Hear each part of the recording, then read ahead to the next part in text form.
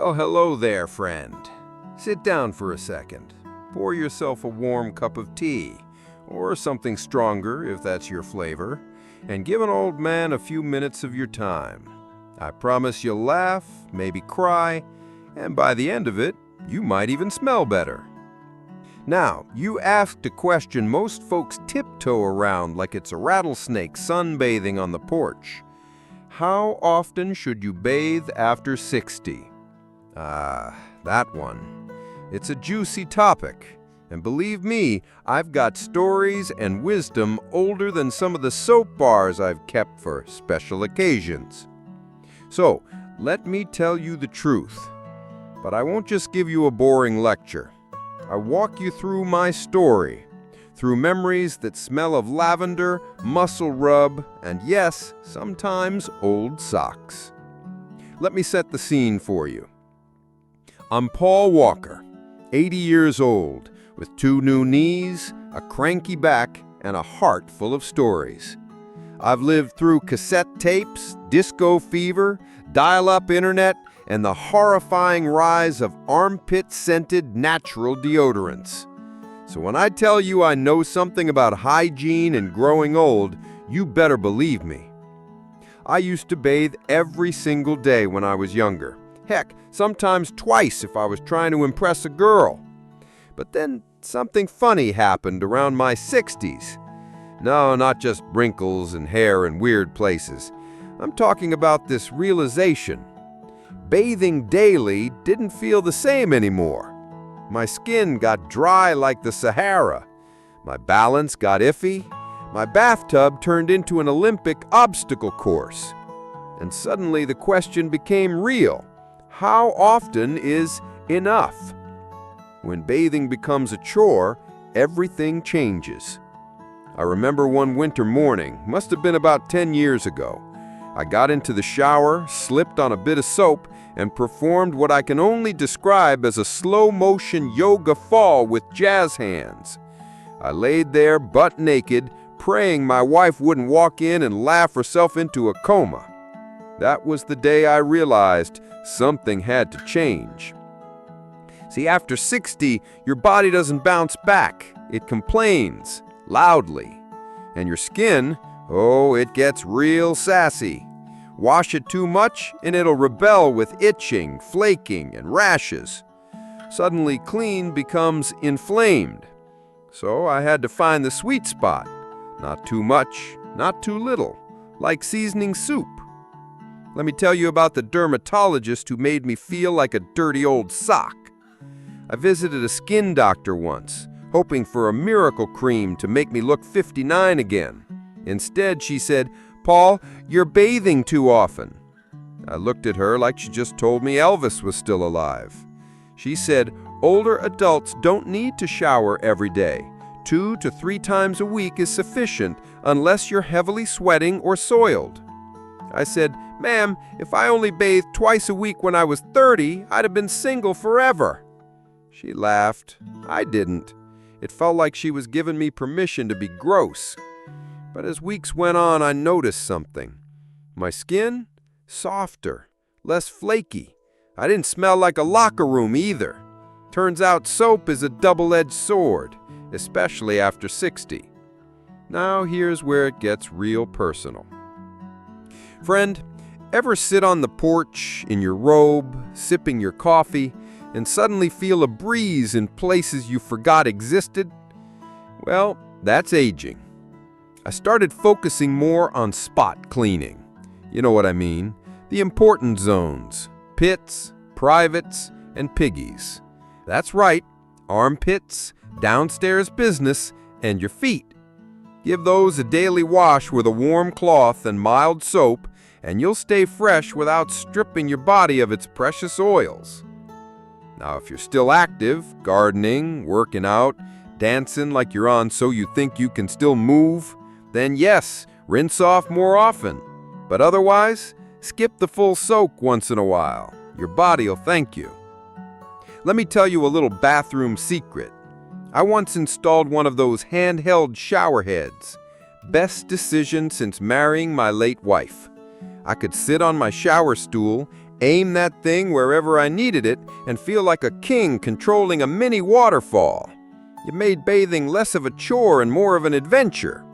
Don't underestimate gadgets. Just because we're older doesn't mean we can't enjoy life's conveniences. And speaking of convenience, quick question for you, friend. Are you bathing or drying out?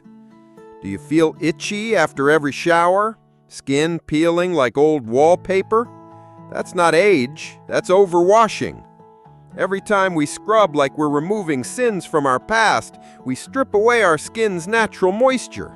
That leads to cracks, infection, and uncomfortable conversations at the doctor's office. So ask yourself, are you bathing to feel good or out of habit? Before I share the most embarrassing story of my golden years, let me ask you something important. If you're enjoying this little chat, if you're laughing or nodding along, go ahead and give this video a like. Drop a comment. Tell how often you bathe, or tell me your most hilarious bathroom blunder. I've got time to read them all. And don't forget to subscribe to Wisdom Through Time. We're not just a channel. We're a porch full of old friends passing down lessons the way they're meant to be. Honest, heartfelt, and a little bit silly. Now, back to the good stuff. Let me tell you about the bubble bath disaster of 2014. So, I decided to pamper myself one evening. Bought a fancy lavender bubble bath from the local store, lit a candle, played some opera. Pavarotti, if you're wondering. Thought I was in for a relaxing soak. I didn't read the fine print. Foaming action, intense. 10 minutes in, my bathroom looked like a cloud had exploded. Foam everywhere. I slipped, fell backward, and somehow set off the fire alarm. The neighbors thought I was on fire. I was just overlotioned and underbalanced. Lesson? Age doesn't protect you from foolishness, but it sure gives you better stories. That night, as I laid in bed with sore knees and a bruised ego, I realized something more profound. Bathing wasn't just about being clean. It was about reclaiming a piece of your dignity, a small moment to say, I still care about myself, even if the only person who smells me is my cat. So I started turning those baths, short or long, into something more meaningful, a little routine, a ritual. Light music, soft towel, lavender oil if I felt fancy. It wasn't about hygiene anymore. It was about comfort, about honoring this worn-out old body that's carried me through 80 years. And friend, that's where the magic lies. Not in how often you bathe, but in how you treat yourself when you do. Now, let me tell you what really sold me on this whole idea of less is more. A few months after my bubble bath incident, my old friend Charlie came by. We've been buddies since high school. Played ball together, got in trouble together, even went on a double date once that ended in food poisoning. Real friendship stuff. Charlie's the kind of guy who always smelled like motor oil and mint chewing gum. You could set your watch by his routines. But that day he looked different. Comfortable. Soft even. I asked him what had changed. He said, Doc told me to stop bathing so much. I nearly dropped my coffee. I said, Charlie, you used to shower before and after breakfast. He laughed and nodded. Yep, but after I started getting eczema on my legs and my elbows looked like old parchment paper, I went to see this young dermatologist. Looked like she just graduated from kindergarten. She took one look at me and said, You're scrubbing your skin like it owes you money. Turns out, she told him the same thing mine told me. 2 to 3 full baths a week. Focus on spot cleaning the rest of the time. Use fragrance-free soap and stop using those gritty loofahs like you're cleaning a cast iron skillet. We both had a laugh about how these young doctors were giving us permission to be a little dirty, but we had to admit they were right. And it wasn't just Charlie. My neighbor Helen, sharp as a cack at 82, told me the same story. She went in for a rash on her back and was told to bathe less and moisturize more.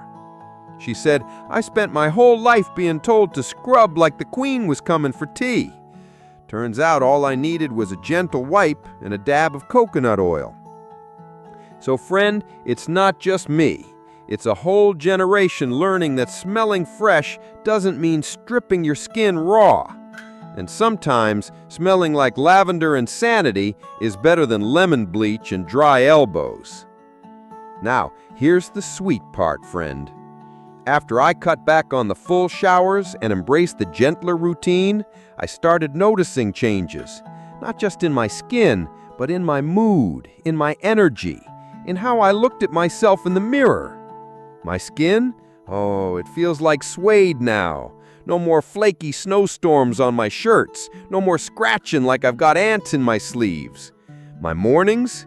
Less chaotic. I have time to enjoy my tea, stretch out a bit, maybe even do a little shuffle dance in the kitchen.